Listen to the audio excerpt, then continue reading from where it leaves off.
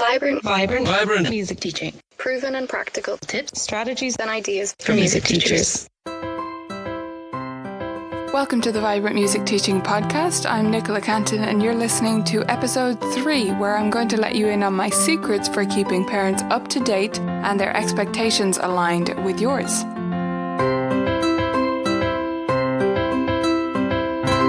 Hello there, beautiful teachers. Today we're going to be chatting about keeping parents in the loop, or how to keep parents up to date on what's going on with their child's music education, what's happening in your studio, and all that good stuff. This is actually super important for several reasons, and it's something I've gotten better at in the last few years, and I've seen a huge benefit from it. As a music teacher, you essentially have two different customers, because you generally have to keep the student happy and their parents happy. The parents are the ones paying you for lessons, and the students have to be happy too, because if the students aren't happy, the parents won't be happy. But you do have these two different sets of interests and sets of expectations about what lessons are going to be like and what's going to happen to contend with. And this can be a little bit tricky to navigate, but when you do it right, you get much better retention in your studio. And retention is one of the most important things in your marketing arsenal. Basically, the longer students stay in your studio, the less they cost you. Even if you're doing quote unquote free marketing, that still costs you in your time. And chances are, depending on your location and how things are going for you, you can't afford to be losing students left, right, and center. If you have a leaky bucket, if students are falling straight out the bottom of your studio within the first year or so, then you need to keep recruiting new students all the time. Apart from any of that and any marketing and business considerations, it's also just better for you if students stay longer. I'm sure many of you are like me in that you enjoy lessons more with students you already know. The ones that you already get along with, or you've already found your groove together. It's much easier to teach those lessons than with the brand new student. Although I like teaching new students, transfer students and beginners, it definitely requires more effort and more focus from me before the lesson. And as we go on, it gets easier and easier and more enjoyable to teach those lessons because we already have a relationship and a rapport established. So retention is great for your business, and in general, it's great for you Vibrant too. music teaching. Proven and The other practical reason tips, it's really important strategies to and keep ideas parents for in music the loop teachers.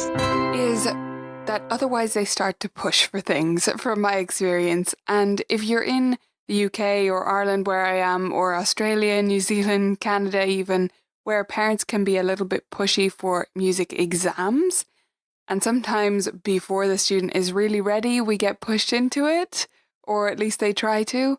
I've found this has completely disappeared when I've properly explained where we're at and where we're going at all stages of the student's journey. It makes a massive difference when we're all on the same page and they know that I have a plan.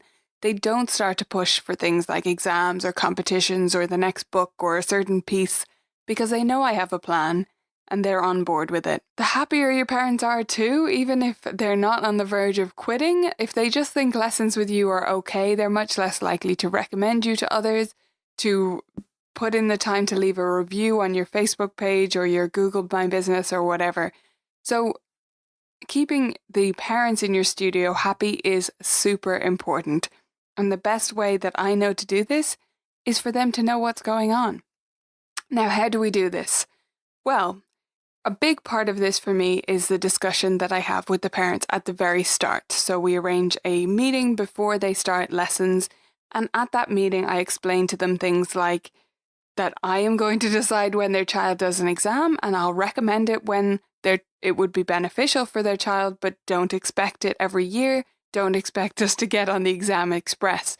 And if they're concerned about that, or if they maybe grew up through the exam system and they think it's just the way it's done, I explain to them why I feel that way about it, my philosophy on it, that I understand that exams can be beneficial, but that the way we use them in this country kind of needs to change. And it doesn't lead to lifelong musicians. And usually they'll agree with me that that's what they want for their child. They want them to enjoy playing music and to continue it for as long as possible into their life and to have it as a musical escape from stress or jobs or whatever's going on. So if we're on the same page on that, exams are talked about in the beginning, and I let them know why I think they should be used sparingly and only at points when it's beneficial to the student. Also at that interview, we'll talk about practice expectations, their goals for their child or the child's goals themselves, or if they're an adult student, of course, we'll talk about what they want to learn. We'll talk about their musical interests, especially if they're a transfer student. What have they been learning already? What are they interested in learning? Is there anything in particular they want to work towards? So that's at the very start. That's when we have all of that discussion and we get everything laid out. Now, the mistake is that a lot of teachers make, and I certainly made, is that we go forward and we think, right, we've had that chat now. They're on the same page. We all know where we are, and that's just going to continue. But you need to check back in with these things. You need to keep revisiting things to make sure nothing has changed and that we're all still on the same page and we know where we're going. I also make it a big point now to keep my parents in the loop with what goals I have for the student, especially young students. They're not going to express that themselves. They're not going to have any particular goals for themselves. And their parent isn't going to be too specific about it either because they're not a music educator. But if you don't express the goals to your parents in your studio or the students themselves, that's when they start trying to take control of the reins.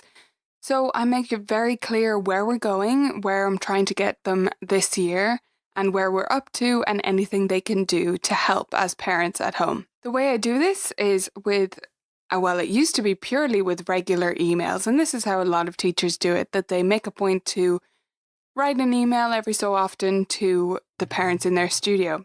And that's great, especially if you're someone who will do them at regular intervals.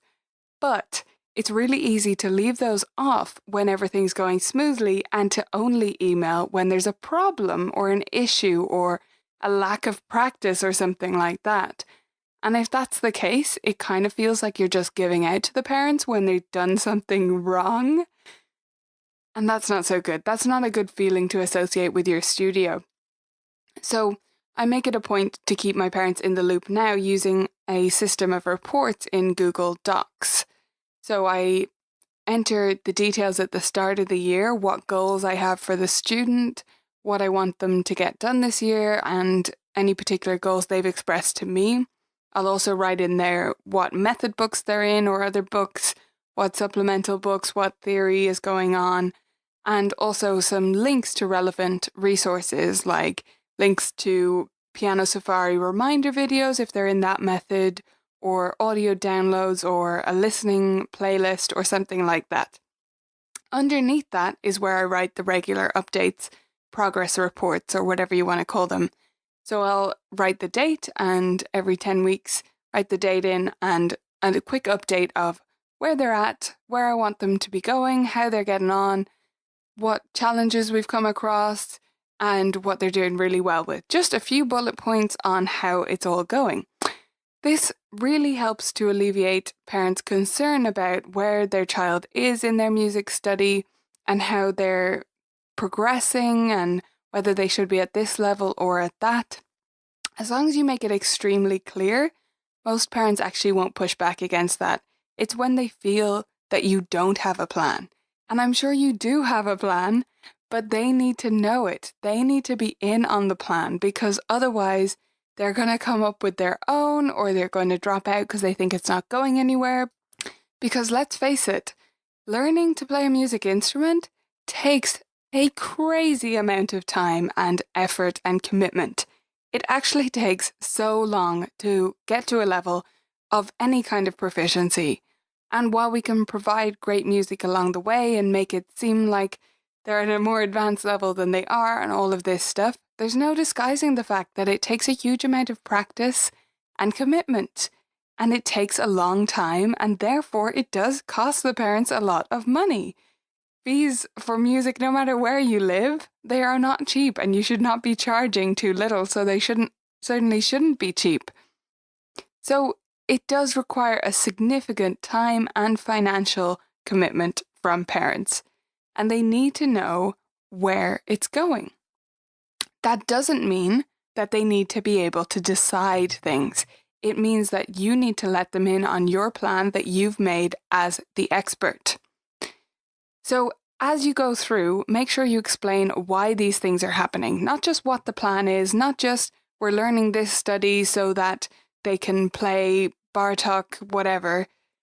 It needs to be more specific and more of a thought out explanation than that. I recommend just giving them a little bit of background on why this is important, especially if you're doing something that might be considered a little bit odd, like getting them to improvise with backing tracks at home or learning rote pieces or anything else that's going on, getting them to play theory games as I do, lending them theory games. I make it very clear that in the lessons and at home they will be playing games and there'll be a whole mix of stuff going on, and I explain why I do that, why I think it's the best way for them to learn in a lot of cases, and the benefits it has. And when they understand all these things, they're going to be on board. But if they just walk into my studio and they haven't been told any of this and we're just sitting there playing a game, it does look a little bit like we're skiving off, right? If they don't know anything about education and gamifying things and all of this, I mean, and how would they unless they're a teacher themselves? They're going to think that we're just basically wasting time. And they don't have time to waste, and they don't have money to waste on piano lessons that don't consist of anything that they couldn't do themselves at home. So be clear and position yourself as an expert by showing them how much thought goes into this planning. This also helps with things like the perception of our industry in general and the fees that we should be charging. Once they're fully understanding everything you put into prepping a lesson and all that goes along with that without you telling them, just by showing them through how well planned out everything is, and by them seeing how long a journey this is that you have been through to get to this point. Again, without talking about it or explaining why it's, why the fees cost this much, just by showing them through how much of a quote unquote expert, I don't love that word, but there's no better one for this at the moment. And we need to be perceived as experts, as professionals. And this goes a long way towards that. So whatever your system is, try to put something in place, whether it's just that you get a reminder on your phone every 8 weeks that you should email such and you stagger those out, whether you have a system like mine where every 10 weeks you do a report for every single child in the studio and that it's sent through to the parents, or you use my music staff and their inbuilt notes, or you do something. Make sure you're making an effort to keep the parents on the same page as you and let them know where their child is going and what the plan is going forward. You can get the show notes for today's episode at vibrantmusicteaching.com/episode 3, and I'll leave some links there to relevant stuff such as a link to the report template that I use for my piano parents, and also some other relevant resources and the full transcript, which is clickable so you can jump to particular words. If you miss something I said, you can jump through it and quickly find what you need. So head on over to vibrantmusicteaching.com/3 and you'll get that. And head on over to the Facebook group as well and let me know what you think of this whole parent updates, emails, phone calls. What is it that you do? And how do you make sure that parents are on the same page as you, in the loop with what's going on in your studio? Head on over to vibrantmusicteaching.com/community and join the Facebook group if you're not already a member. I'll see you there. Bye for now.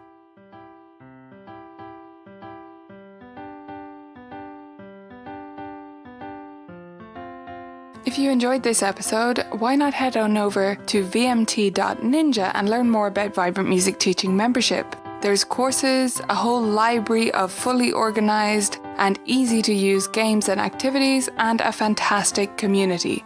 Go to vmt.ninja to find out more today.